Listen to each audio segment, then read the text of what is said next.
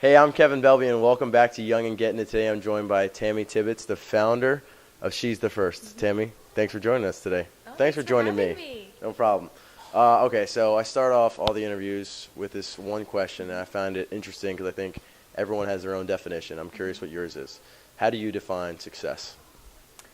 I think success is being able to wake up every day and do what you love, and that what you do can in turn help other people do what they love.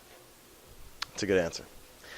So again, like I said, you're the founder of She's the 1st. Can you maybe just give that a brief explanation of that for someone who hasn't heard of it before? Sure. She's the 1st is a nonprofit organization, and we sponsor girls' education in developing nations so that they can be the first in their families to graduate from high school.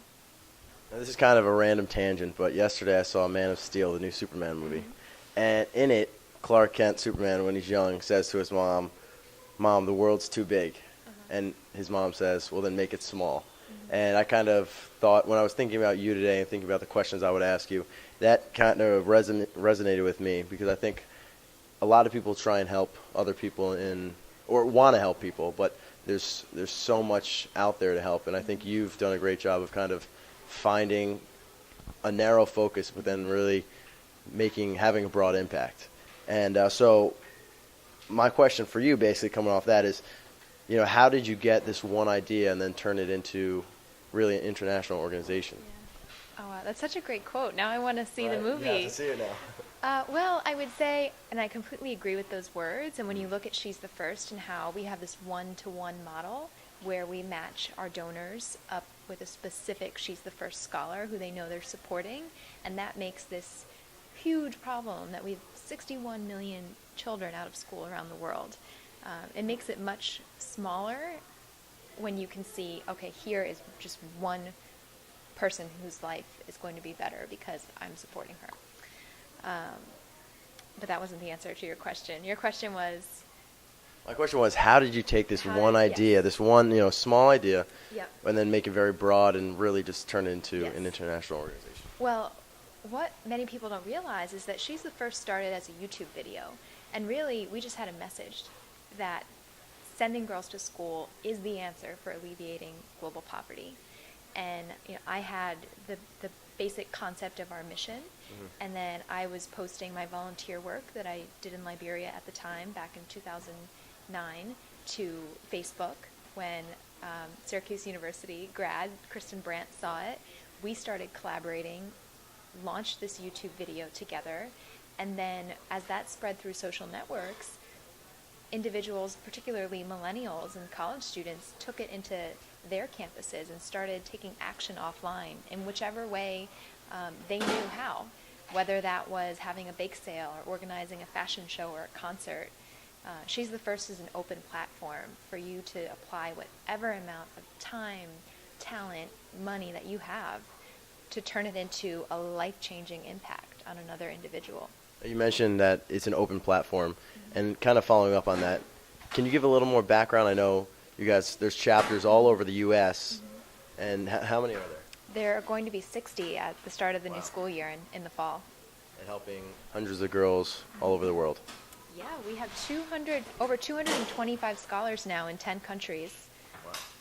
It's great stuff. And we actually we had a Twitter question. Someone tweeted in, and so fun. at Hayleash asks, what's the biggest risk that you've taken that's contributed to all your accomplishments? Yeah, that's a good question. And the biggest risk that I suppose I took personally was when She's the 1st started spiraling into something so much more than a video and became a nonprofit organization in 2011. I was spending every waking moment on it outside of my full-time job at Hearst Magazines. I worked at 17, and I loved my job. I didn't start She's the 1st out of frustration of not enjoying what I did. And now I had these two loves, and I had to decide, well, which one was I going to put my 100% into? And I knew without a doubt that it had to be She's the 1st, because we have this movement that is swelling under us. Right. So I guess it was a risk because we weren't fully funded, and even now we continue to fundraise separately for our operations, and that's for any nonprofit organization. Growing your capacity to keep up with your impact is hard. But I am reminded every day that there are all these wins every step of the way, and the success of our students is what ultimately enables me to go out into the world and bring more people on board. Now, you personally, you've made Forbes' 30 Under 30 for education. You've created new content for 17 Magazine, you mentioned when you worked for them, and you've started an international charity all at the age of 27. How do you continue to push yourself and keep raising the bar for you personally? Oh, well, those are very nice accolades, but let me tell you, think of 17-year-old Anna in South Sudan when a windstorm sweeps through her village and there's rioting from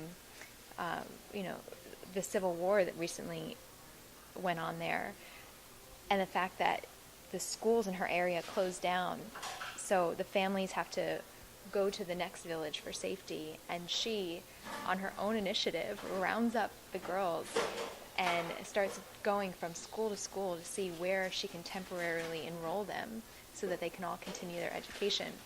Or Ana Teresa, one of our scholars in Guatemala, who got hit by a vehicle on her walk to school one day and broke her leg, and she refused to drop out. So she had a couple weeks to recover, was on crutches, and her two older siblings had both dropped out to get jobs to support the family, and she did not want to be the third dropout. So she would hitch a ride on the back of a chicken truck. Wow. That would drive up the mountain so that she could get to school. So the fact that or think of Malala, the girl who got shot by the Taliban in Pakistan last fall. The fact that I can wake up every day and never for a second have to worry about my safety, despite how hard I just said my job is, when I think of our scholars, I realize that I just have a life full of opportunities, and it's nice to be recognized, but I really feel like the world needs to know about our scholars because they're the true heroes. My next question was going to be, it seems like, you're very talented and can really do whatever you want, and why are you doing what you're doing? But it seems like those stories that you just mentioned are the reason why. Yeah. I think once I received a scholarship when I was in college, and I think that was a huge turning point in my life. That someone, women that I really admired believed in my potential. And I'm the first in my family to graduate from college. I have very loving parents, but they weren't in a place to introduce me to someone, in a magazine who could hire me and give me that job. I had to earn all of that on my own, but because I had an education, I could adapt to any challenge. And even now I study journalism, and I'm doing fundraising and all this strategic leadership, and I have to learn accounting and all these things that I should have been a business and major. Stuff that journalism majors normally aren't good at. Exactly. I know from experience. But if you have a basic education or a higher education here in the U.S., you really can do anything, and it's the people who you surround yourself with who will be your mentors and your advisors and your own peers. I just had a meeting with someone 3 years younger than me who's an executive director of a nonprofit, and she just blew my mind with advice. So never underestimate what people younger than you can teach you as well. I think that was the quote of the day, that one, and you can do anything. Those were good ones. Mm-hmm. And so what is one thing that you think is crucial for a young person to succeed and, right out of the gate from college like you've done? Maybe one build relationships. Don't obsess over reading job postings, job boards, because it's about who you know and who is going to vouch for you. I wish everyone, if you don't have a mentor, find mentors. Go out to join professional organizations. Go to meetup groups, whatever it is, and whatever you're passionate about. Surround yourself with other people who are doing it. I think, and this question just kind of came up just seeing how passionately you talk about she's the first, but you see so many people just getting jobs and just kind of going through the motions. What is it like for you to wake up every day and kind of just feel energized with this mission that you have just driving you? Yeah. And really love what you do? Well, as you said, it's very clear what I'm passionate about, and I sympathize with anyone who doesn't know what that is for them.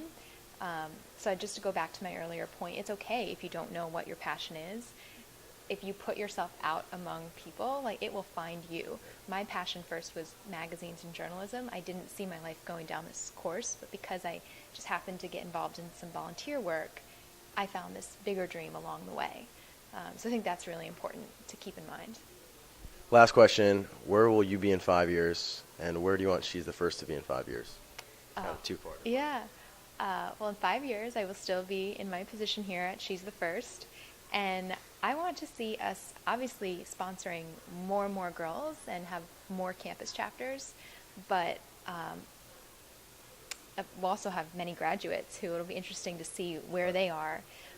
It's all about, for us, connections and the collaboration that we will be able to support among our global scholars and our campus chapter leaders here, to see how technology will enable us to make this big world even smaller, so that, Elizabeth in Tanzania can talk to Sakina in Uganda, Right. can talk to, Chelsea in New York, and Megan in Michigan, and Just the like Clark and conversations some that other will be, wanted. possible with all these young women and men, because we have men in the U.S. Who share so deeply this identity of being a trailblazer, of being a first. What will they be able to do because of this foundational leadership that She's the First gave them when they were in college and high school? Well, I thought this was a great cause before I talked to you. I'm even more sold now. So where can people maybe get involved or, donate some time or money? Where can they find more information? She'sTheFirst.org, which we're actually going to be relaunching this August. So, Exciting. Yeah. Go on the website if you want to start a campus chapter. We have the application and information there. If you want to sponsor a girl, go there. But what you can do right this very instant is just like us on Facebook and follow us on Twitter, because we want to have a conversation with you and a long-term relationship, because we need your talent and your time and your ideas. Well, thanks for joining us. You can follow on Twitter at She's the First, right? Yep, exactly. All right, well, I'm Kevin Belbey, and she's Tammy Tibbetts, and she's young and she's getting it.